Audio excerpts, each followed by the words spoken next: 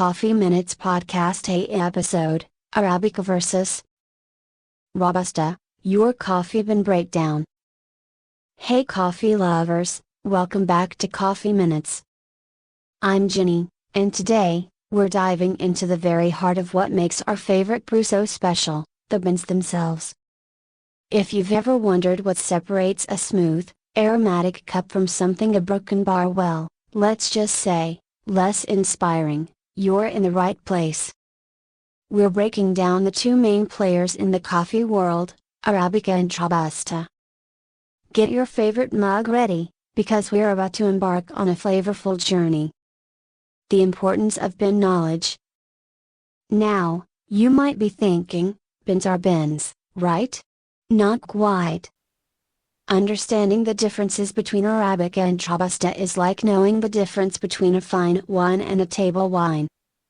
It elevates your coffee experience from just a daily habit to a true appreciation.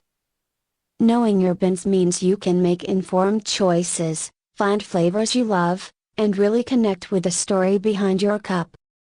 So, let's get started, shall we? Arabica beans are the gentle giant.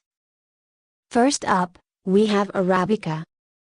These beans make up the majority of the world's coffee production, and for good reason. Arabica beans are known for their delicate, nuanced flavors. Think sweet, with hints of chocolate, fruit, or even floral notes. They tend to have a higher acidity, which gives them a bright, vibrant taste. Arabica plants prefer high altitudes, cooler temperatures, and plenty of rainfall. They're a bit more finicky to grow, which contributes to their generally higher price. You'll find Arabica beans primarily grown in places like Ethiopia, Colombia, and Brazil. Imagine sipping a smooth, aromatic cup, with subtle notes of berries and a gentle sweetness. That's likely an Arabica experience. Robusta beans are the bold counterpart. Now, let's meet Robusta. These beans are the bolder, more robust, pun intended, cousin of Arabica. Robusta beans are known for their strong, earthy flavors, often with a bitter edge. They have a higher caffeine content and lower acidity compared to Arabica. Robusta plants are hardier and easier to grow, making them a more cost-effective option. They thrive in lower altitudes and warmer climates, and you'll find them predominantly grown in Vietnam, Indonesia, and parts of Africa. Think of a strong, intense cup, with a bold, nutty flavor and a bit of a kick. That's Robusta. It's often used in espresso blends for its crema and caffeine punch. Side-by-side comparison practical tips. So, how do you choose? Well, it depends on your preference. If you enjoy a smooth, complex cup, Arabica is your go-to.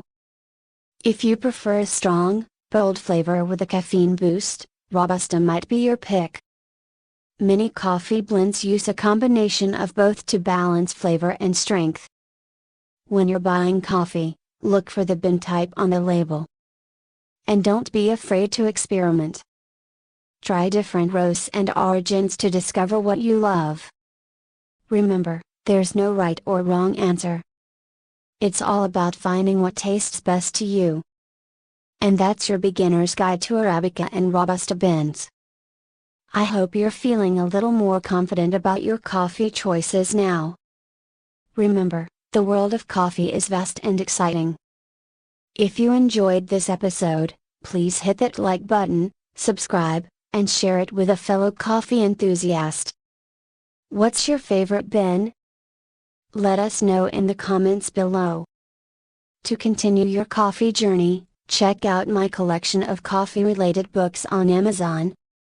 You'll find a list of resources in the description below, covering topics from brewing techniques to global coffee cultures and more.